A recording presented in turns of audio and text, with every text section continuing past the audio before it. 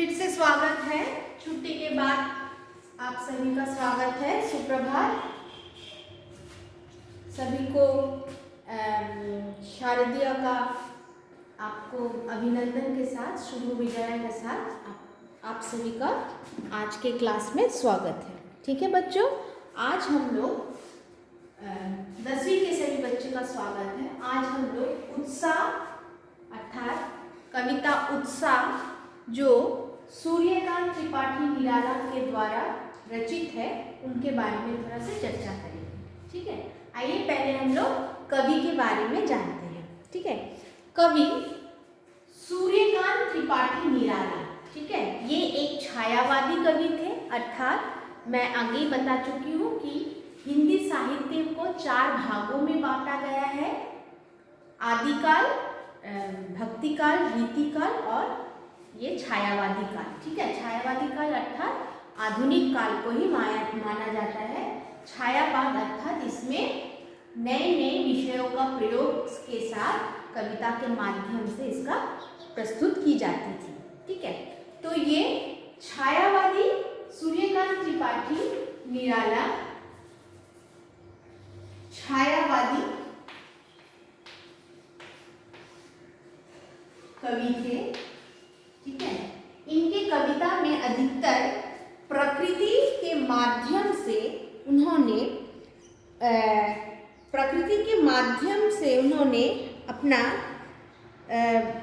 जो विद्रोह, ठीक है, विद्रोह, क्रांति, प्रेम, ये सब जो भावनाएं हैं उनके प्रकृति के माध्यम से उन्होंने उपस्थित किया है। ठीक है, उनके कविता में अधिकतर विद्रोह भावना थी। ठीक है, उत्साह भावना थी, क्रांति की भावना थी, लोगों को प्रोत्साहन अर्थात नए कुछ करने के लिए प्रोत्साहित किया जाता था। ठीक है, और यही जो सारी चीज अर्थात विद्रोह, क्रांति, प्रोत्साहन, ये क्या होता था, प्रकृति के माध्यम से इनको वो प्रस्तुत करते थे। ठीक है, इनका जन्म सन 1899 में पश्चिम बंगाल के महिसादल में हुआ। ठीक है, इनका जन्म 1899 में पश्चिम बंगाल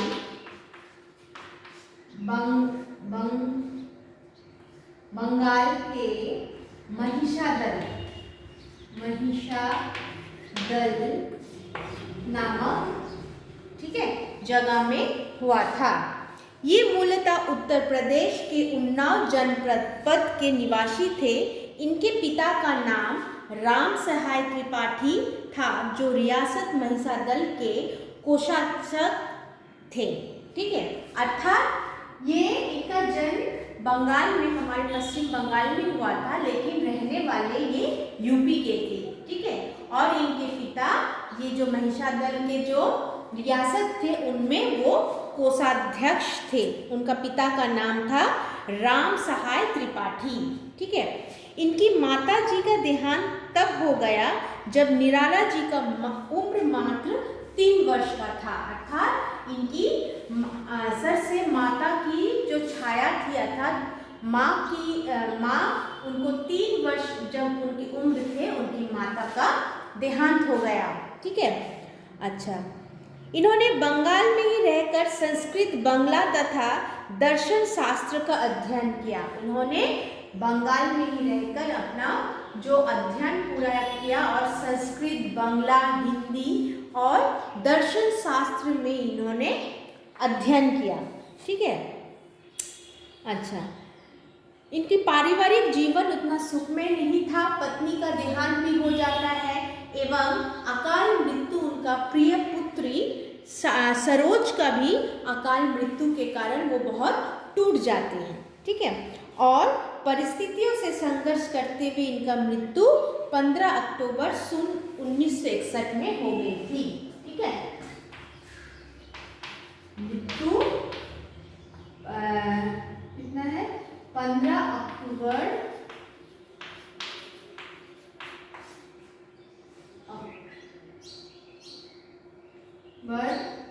1961 में हो गई थी। ठीक है, अच्छा, ये तो उनका जीवन परिचय के बारे में जाने हैं।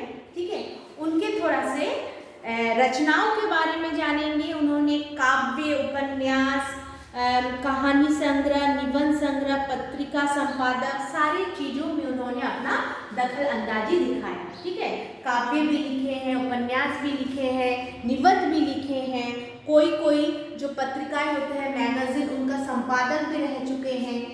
इस प्रकार उनके मुख्य काव्य थोड़ा सा देख लेते हैं। अनामिका, परिमल, उपन्यास, उल्का, निरुपमा, ठीक है, कहानी संग्रह, लिली, सखी, निबंध संग्रह, प्रबंध की प्रतिभा, एवं पत्रिकाओं के जो संपादक थे, जो पत्रिकाएं थी, समन्वय, मतवाला, सुधा।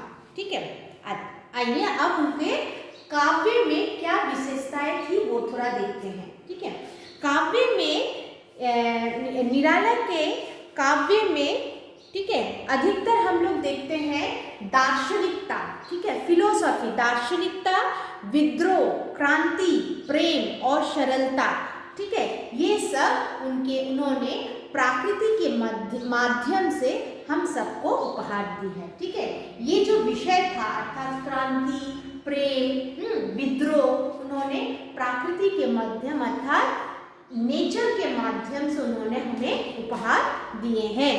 इनकी विद्रोह स्वभाव ने कविता के भाव जागृत और शिल्प जगत में ये प्रयोग का संभव बनाया। छायावादी रचनाओं में इन्होंने सबसे पहले मुक्तक छंद का प्रयोग किया।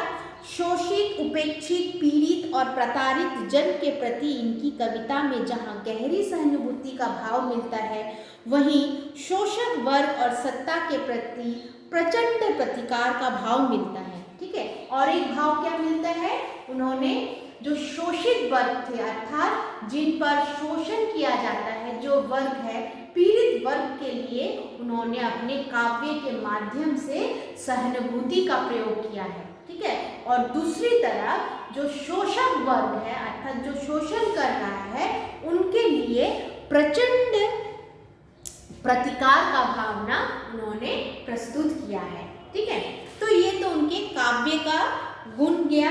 और भाषा शैली अर्थात कौन सी भाषा में वो ज़्यादा सचेत थे।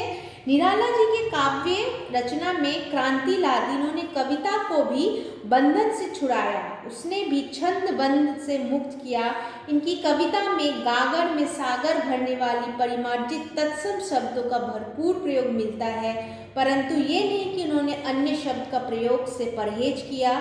वो बोलचाल की भाषा के साथ लेकर उनकी कविताओं में संगीतवामकता की स्पष्ट अनुभूति होती है।